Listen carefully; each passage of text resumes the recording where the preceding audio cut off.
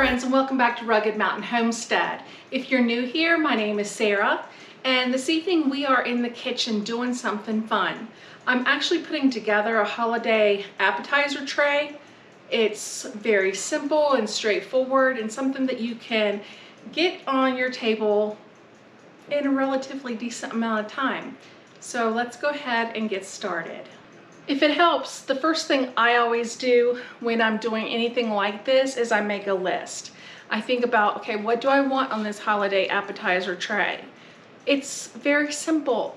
We're going to go ahead and put out some cookies. That's very easy to do.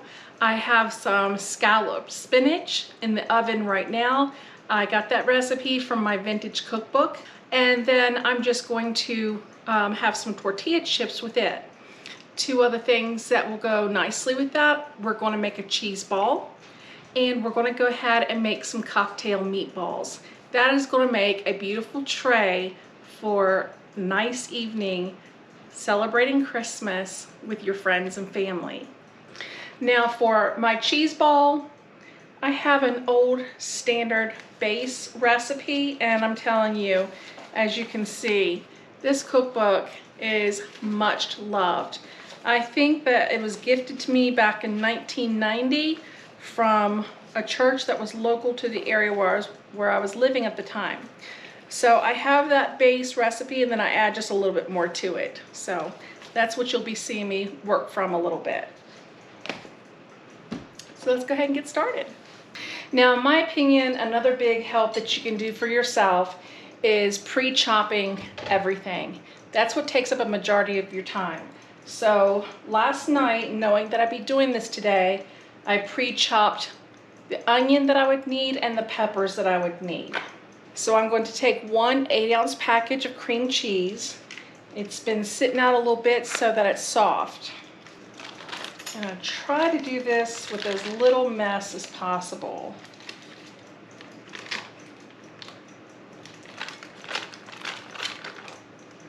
Now to this one 8-ounce block of cream cheese, I'm going to add 2 tablespoons of mayonnaise. Now for the holidays, I'm not making my mayonnaise because it only lasts about 5 days in the refrigerator, and we're not eating sandwiches, so I just didn't want to risk it. So I bought some mayonnaise. Now where I deviate from the recipe a little bit, I put in green and red pepper. I just think that's very festive looking. So it's 2 tablespoons each of green and red pepper. And then at the bottom, I have 2 tablespoons of minced onion. Because again, I chopped this and measured it and everything last night. Now I'm going to add 1 tablespoon of Worcestershire sauce.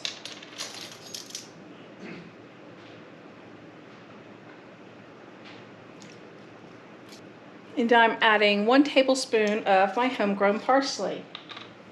Whoa. And I add extra cheese. And I'm adding 1.5 cups of shredded raw medium cheddar cheese. Now I'm just going to give this a good mix.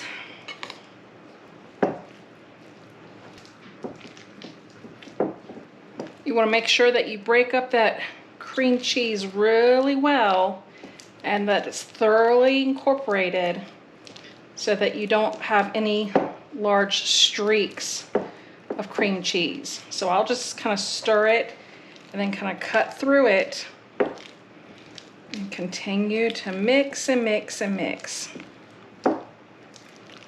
until it starts coming together.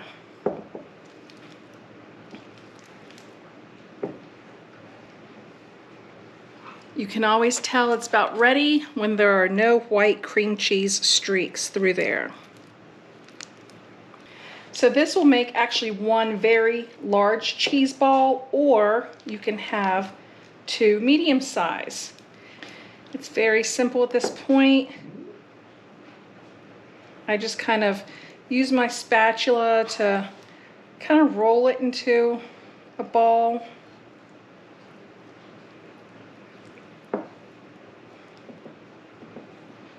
Okay, I just kind of moved it around a little bit pulled it together to form a ball with my spatula. It doesn't have to be perfect. Nothing ever is.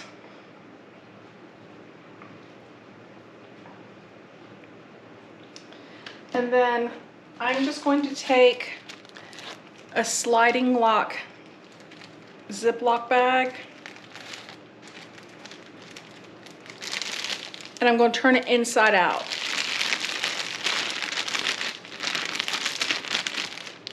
The reason I do that is I'm going to put it on my hand like a glove, and I'm just going to pick that cheese ball up.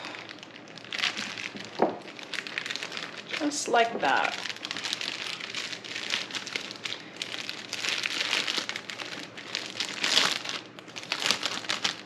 And then pull it right side out.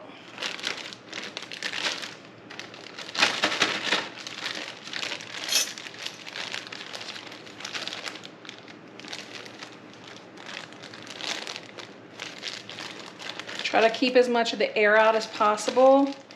And now you can kind of even shape it even more so in a ball, just a more defined shape, which it was pretty good anyway.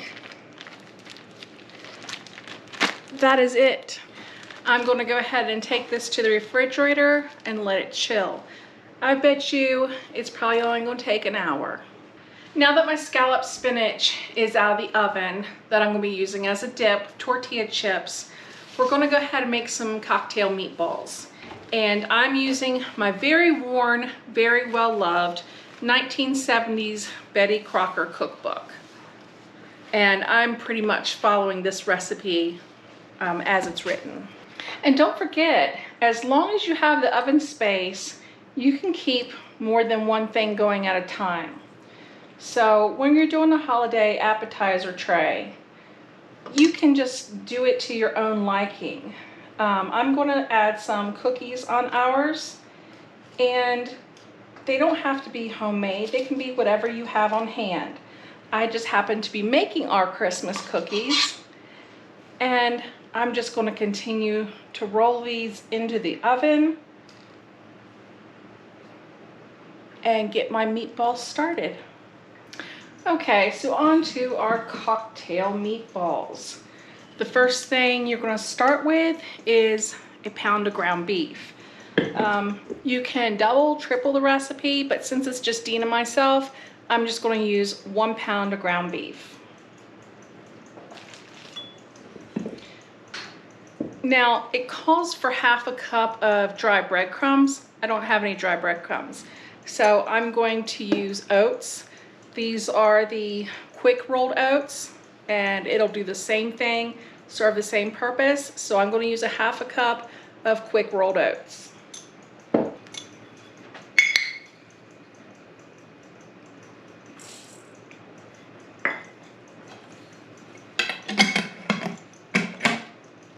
Next is 1/3 cup of finely chopped onion. Remember I said I chopped things ahead of time, so I had already measured it out, and in this bag is 1/3 cup finely chopped onion. To that, I'm going to add 1/4 cup of milk and 1 egg. Isn't that a pretty egg? That is one of my Homestead eggs that I got just recently. And if you remember me saying, I always break it open into a measuring cup or something like that, just to make sure everything's on the up and up. And it is. So I'll dump that in there. Now I'm going to use 1 teaspoon of salt.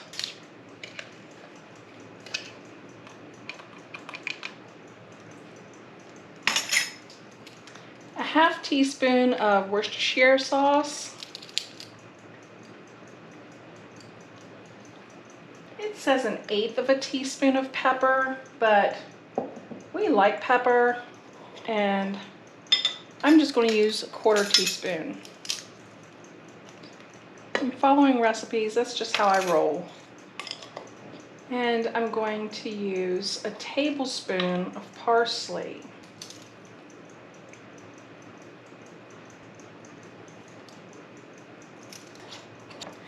And just for good measure, I'm going to add some garlic. It's not in the recipe. I'm just going to eyeball it.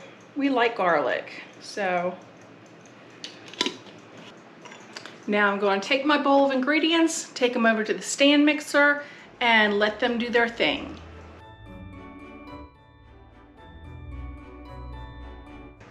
Now, while you're letting your meatballs mix, you can go ahead and warm up in a saucepan 1 bottle of barbecue sauce. Whether you make it yourself or you buy it, you can go ahead and warm that up. And that's 16 ounces, 12 to 16 ounces, somewhere in that range. So whatever the bottle is. Mine happened to be 16 ounces because I made it and it filled up a pint jar. Okay, so I don't like to fry my meatballs. I like to bake them. I just think they turn out nicer, so that's why I always do them. I went ahead and have my cast iron skillet here, and I just lightly oiled it. And now I'm going to take my meatball mixture, and I'm going to dip out the meatballs just right into my cast iron skillet. I'm going to go ahead and move these cookies. There, I feel better about that now. I use a cookie scoop, and that's just because I don't like touching raw meat. I'll do it, but I just don't like it.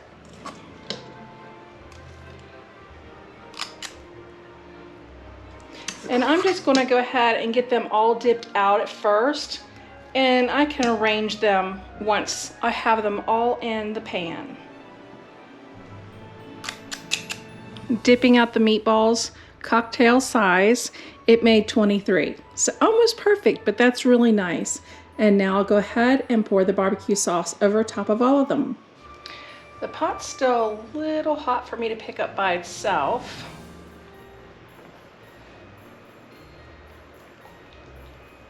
And since I made this barbecue sauce, I can go ahead and leave the recipe if you like.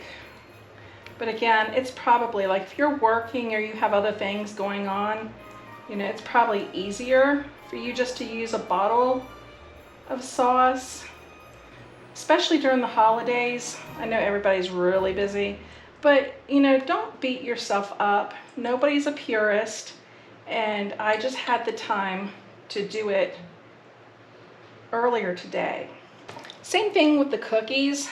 I know that my mom said that she had a neighbor gift them some Christmas cookies. So, you know, you can also put a couple of those out. Okay, so I know in the very beginning, I mentioned making a list. And so what I did is I just wrote down the things that I was making. The cheese ball, the spinach dip, which I did off camera, and the cocktail meatballs. And on that list, I didn't write out the recipe or anything like that. What I did is, like for the cheese ball, I wrote the page number of the cookbook that I was referencing, and then I just wrote down the things that I needed to do in advance. So it was just 2 tablespoons of chopped red pepper and chopped green pepper, and then 2 tablespoons of chopped onion, and a cup or so of shredded cheddar. So once I went ahead and I did that, I put it in separate containers, set it aside in the refrigerator, so that when I came back to make it, it's already done. It saves so much time. And then like for the meatballs, I just chopped up 1/3 cup of onion and did the barbecue sauce. So then when you've made your appetizers, you can just go through and mark it off or throw your paper away. But it kind of keeps me on track, lets me know what's going on, you know, what I have set aside. I'm just a list maker, that's all. Okay, the meatballs are out of the oven.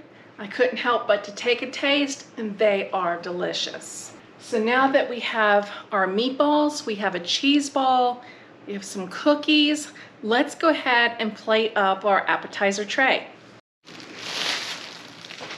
Now I just like to lay all my dry things out on one tray.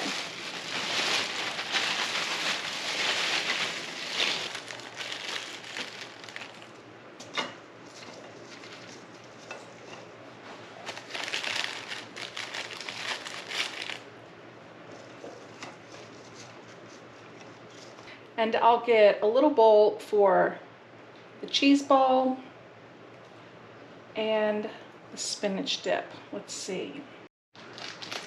Now, since this is for Dean and myself, I think I'm just going to put this cheese ball on the tray since I do have the spinach dip in a separate bowl.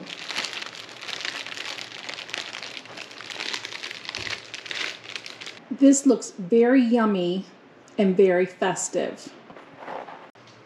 Now, if I were having company, I'd probably put out some really cute paper plates and beverage napkins. But since it's just Dean and myself, we're just going to enjoy it with regular paper plates and paper towels as a napkin. Okay, friends, well, there you have it. A great little spread here. Not a whole lot of effort, some pretty easy things here. And I was cleaning up as I went, so that's really not too bad either. I have some things in the sink, but nothing that can't wait. So just remember to enjoy your friends, your family, good food, good visits, and have a very Merry Christmas. Thank you for joining me in the kitchen up on Rugged Mountain Homestead tonight. We're always so glad when you do. I look forward to seeing you next time, and until then, take care.